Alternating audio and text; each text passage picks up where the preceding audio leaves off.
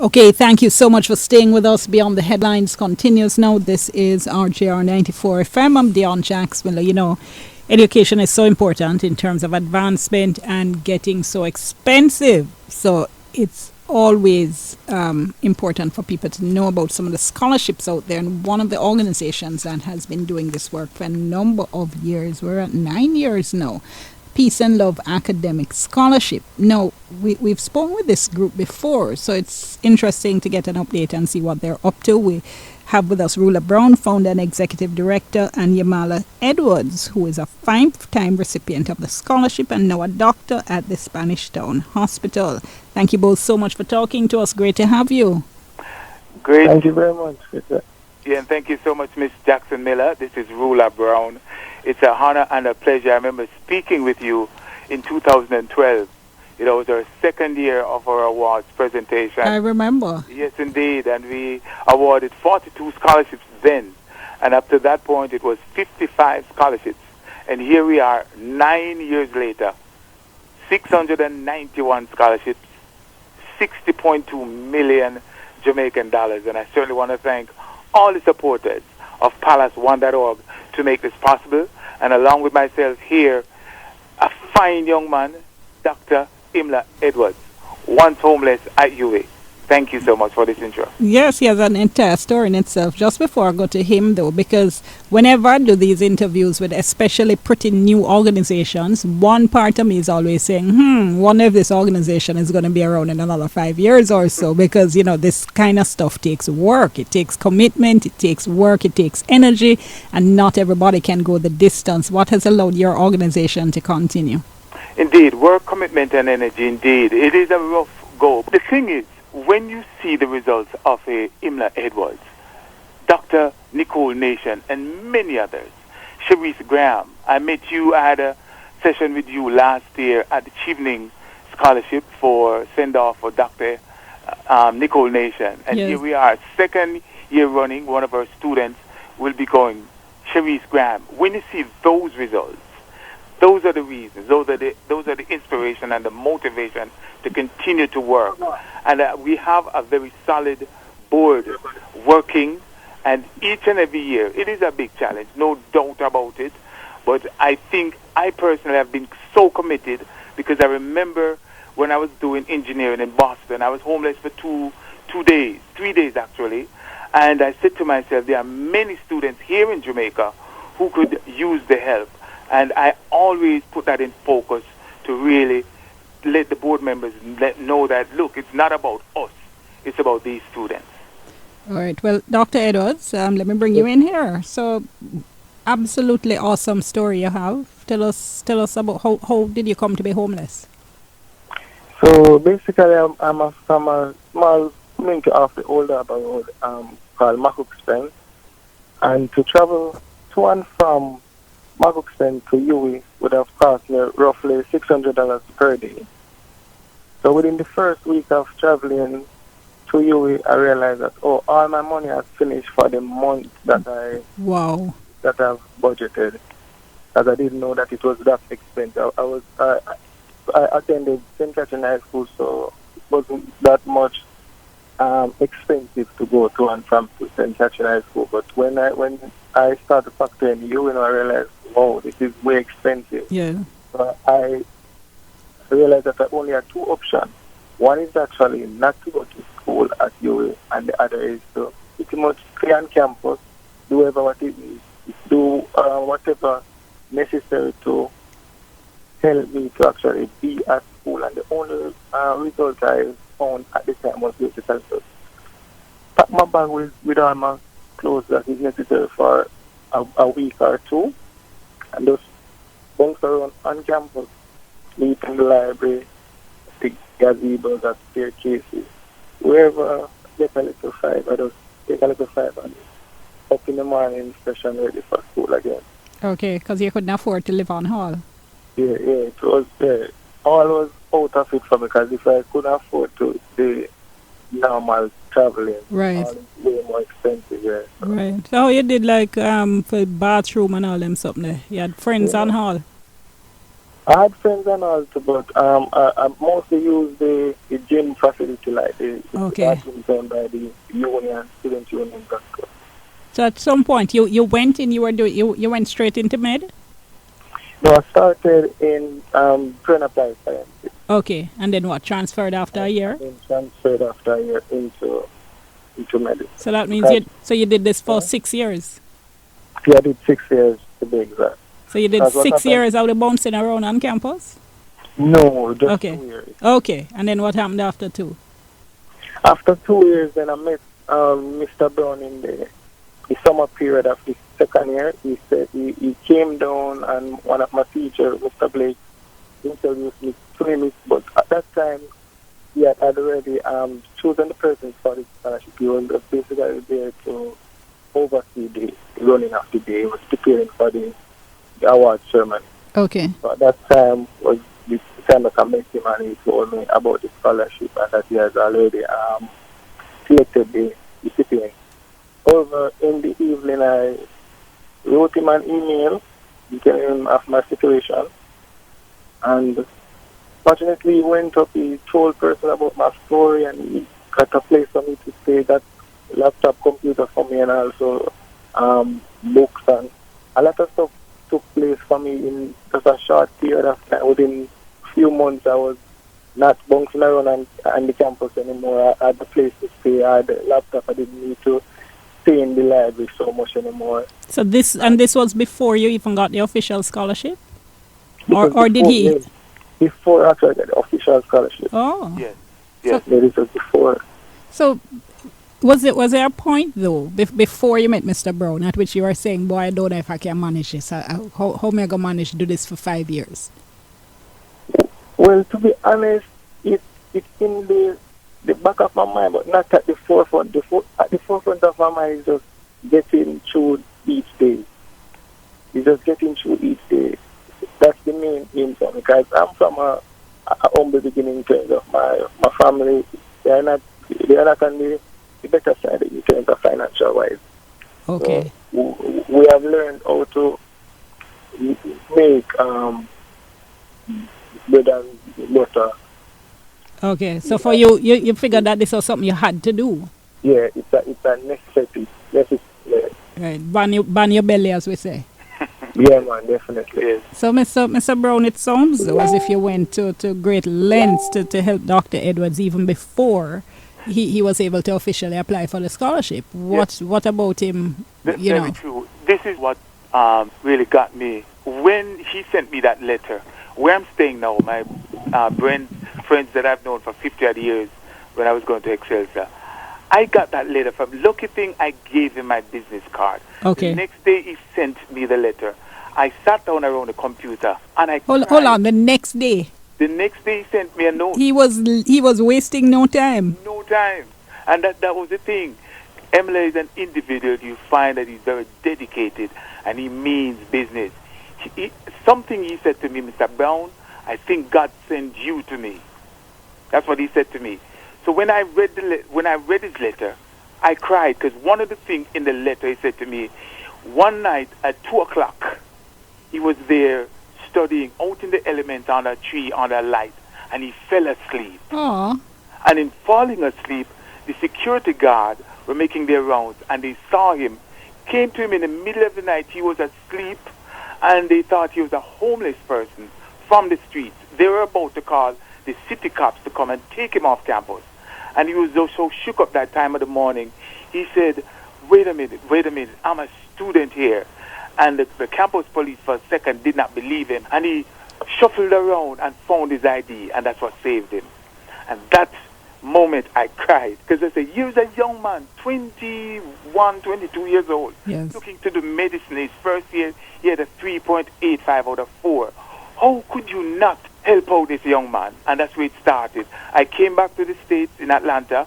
I have an internet radio show. I got the word out. I raised $125,000 for him. What? Yes, in 2 weeks. I sent it down. One of our board members was coming down, sent down the computer. I helped him to buy a telephone. Miss Dionne Jackson Miller, the day I met Yemalla, he had a cell phone. I swear not. 80% of the phone was taped up. Mm. And that young man stood there in his craggled clothes and used his phone as if, hey, this is my normal life. Yes. Yeah, dignity. I get dignity, yes. So what happened, those were the things I saw in him. And I said, I have to make it work for him. So after I sent him the money, I came back to the States. One day he wrote me a note and said, Mr. Brown, I don't have anybody in foreign. Is there any way I could help him to get a visa? I worked with him in getting the visa sponsored, brought him back to the States on 3 different occasions, and had him shadowed 12 different doctors. Wow. And here he is now, Dr. Yemalla Edwards. And hear this, Miss Dionne Jackson Miller. This year, he has given back $175,000 into the program so that other students could benefit from it. How could you not support Dr. Yemalla Edwards? What a story. So Dr. Edwards, let me come back to you because you were saying that a lot changed for you in a very short period of time. So tell me about writing that letter. What was going through your mind when you got the business card and you obviously saw an opportunity and you said, let me write to him? Yeah, I'm a very spiritual person. From the moment I met Mr. Brown, I know that there is something about this person in terms of the authenticity. When I looked at it, I'm saying it's not normal for a person to leave the country. Because he leave the country quite a while back, and then I realized that he's always giving back. I did my research on him to find out if this scholarship is actually Legit. legit, yeah. So I did it, and I see that it has been around for a few years. So I sat down and I said that no, I need to express myself. Although I know that the scholarship is already, the persons are already chosen, I just need to express myself for him so that in the next year he can look out for me. I just sit down and just write it straight from my heart. Mm-hmm. Hmm. And when you sent it off there and you were hoping for what? I was hoping to get actually a reply to that. Oh, next year I'll definitely look out for it. I wasn't looking to see that things will take place like right there and then. I was hoping for next year. Right. So when he called you, so he called you and said what? What was the first communication? So the first communication he called to say that, whoa, I'm touched by your story. I can't believe. And he wanted more details as in what was actually happening. So we spent a few moments talking about my situation in total. And then after he said that, listen, I'm going to help you. I know that crisis is already gone, but I'm going to help you. And so said, so done. He, within, I think, a week, he called to say that, listen, I have a board member coming down, and he will bring some funds for you and a tablet, computer. What was your reaction then? I was shocked. Out of this world. There's no words to explain the relief that came off at that moment. It's like I was carrying so much baggage. Listen, so basically I had to travel with 2 bags per day. Every single day I had to travel with 2 bags. Because one with my clothes and one with a lot of books. Books that I borrowed from the library, and other books that I asked my friends to borrow from the library so that I can use. So now when I'm knowing that, I'm getting a computer, at least I don't have to travel with that big bag anymore with so much books again. So a lot of things went through my mind. In terms of the funds, I know that, okay, I will be able to travel back home for at least a few days between my stay on campus. So at that time, I didn't get the place to stay yet. So Okay. I was bouncing around on campus still, but I know that I would be able to buy food to eat, and I could go home more often than normal. How much you were eating before? So before, I normally buy a sugar bun, and I'm sure you're familiar with it. Yeah, man. I'm telling you, man. Very sweet, very sweet. So I know that. Give you some energy. Yeah, once my sugar level is up, I'm good. So I buy a sugar bun, break it in half, Yes. eat half in the morning and half in the evening, because it's very sweet. I like it. So even though I still eat it. Yeah, that was something. something. Basically my meal for the day, sugar bun. Okay. You know, something I remembered, Miss Miller, is that I remembered when he got that first tranche of money I sent down for him. He said, Mr. Brown, one of the first thing I did, I went to the cafeteria and got me some hot meals. Oh, no. Yes, yes, yes. Those are the things that he was going through. Because imagine being there, doing medicine, and you're feeding yourself on sugar bun or patties. Because I remember the day when I met him also, he was eating a patty. And he was there, looked like a loner and everything, but you had to feel it for him. Because I tell you something, and I told him after the fact, at one point I thought, I wonder if this man is scamming me. Because... Really? You couldn't believe anybody was... I could not believe, because his teacher saw me speaking to some people. He came out of a classroom that Yemalla was in, and he stood and he listened to me. And then he went back. No, he said to me, I have a son here that's homeless, doing medicine. And just those words didn't make sense in one sentence. You've been away too long. We have quite a few students up at UA operating like that. Not true, Dr. Edwards? Yeah, man, very true, very true. I've seen students sleeping down in the bleachers down at the bowl, for instance. Wow. Yeah. Wow. Yeah. And let me just add this. You see that today, here we are, Dr. Yemalla Edwards, he'll be going to England in a few months to specialize in neurosurgery. And he's also going to be getting married in a couple of months. Oh, my gosh. It's just so I'm that the story of Yemalla. I had written the story along with Cecilia Campbell Livingston, and it came out public, and it went viral. And this young lady, a chemical engineer at the time in England, saw his story, reached out to him. They developed a long-distance relationship. And yes, in October he'll be married. And so those are the stories we want Jamaicans to hear. Yes. You know, so that, you know, they hope out there for these people. They just need a little bit of support, mentoring. I provided a lot of mentoring to him. I remember he came to the States on 3 occasions, and I hooked up with some doctors in Maryland and there in Georgia where he lived. And up to today, whenever I go to the doctors in Georgia, they always ask for him. This young man is an amazing young man. And to hear how humble he is, that's the way he always is.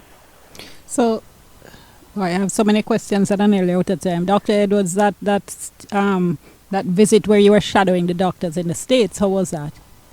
It was amazing because new for me because they have so many technologies.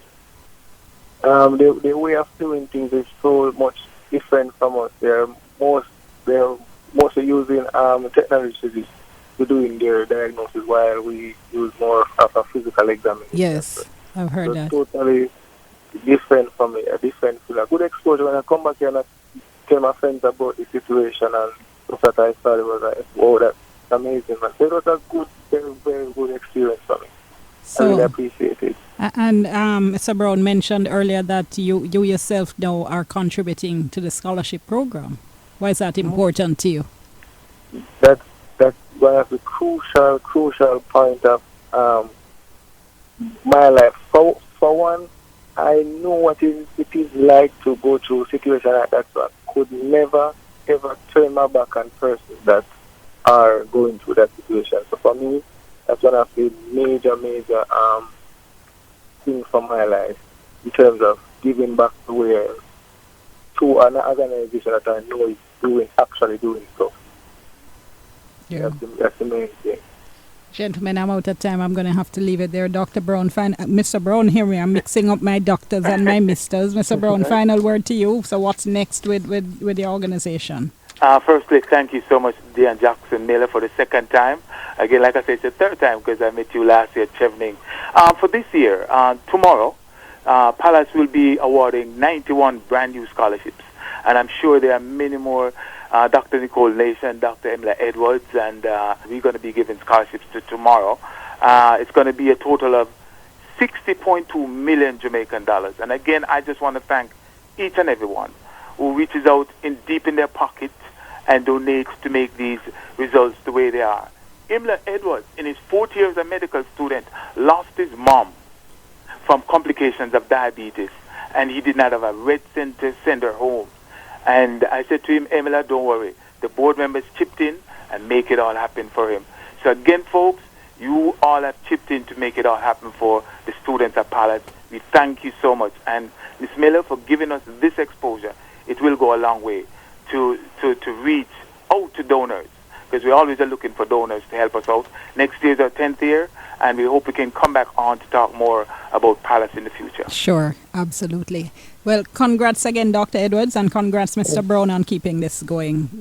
We're just listening to Dr. Edwards. We hear the impact you're having, so thank you both so very much. We appreciate it. Thank you so much. Thank you very much. Thank you. Thank you.